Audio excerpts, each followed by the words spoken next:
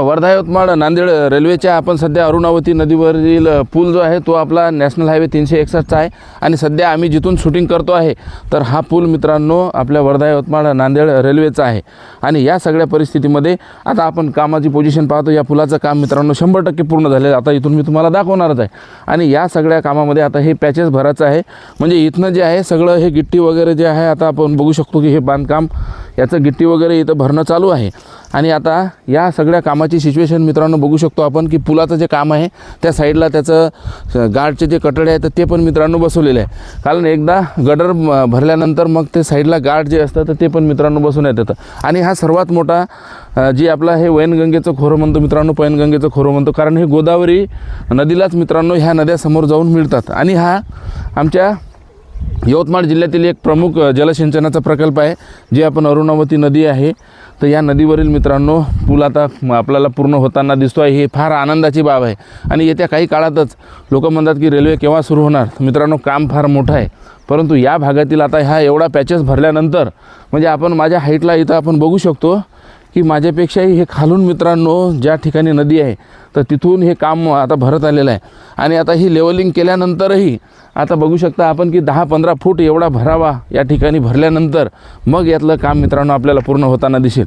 आता 285 किलोमीटरमधील मित्रांनो आम्ही काम पूर्ण कवर करण्याचा प्रयत्न करतो, इतर दैनंदिन काम आम्ही करत असतो।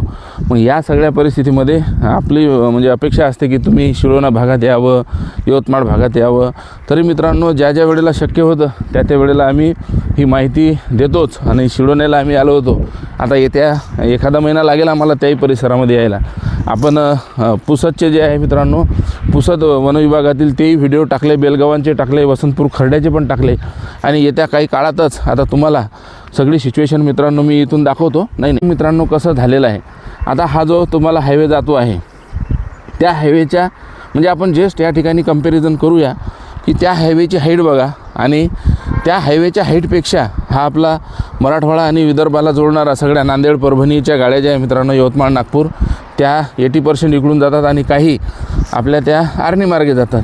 तर तो पूल आणि हा पूल म्हणजे ज्या वेळेला मित्रांनो आपण कंपॅरिझन करतो तर ही कंपॅरिझन बघा तुम्ही आता की ह्या सगळ्या परिस्थितीमध्ये आता तो पूल आणि हा पूल ह्याचं दोन्हीचं आपण कंपॅरिझन करत असताना या पुलाची हाईट बघा मित्रांनो आणि त्या पुलाची हाईट बघा। आता दोन्ही तर हे आता उभी शूटिंग आहे म्हणून येणार नाही, परंतु आता मी तुम्हाला आडवा कॅमेरा करून दाखवतो।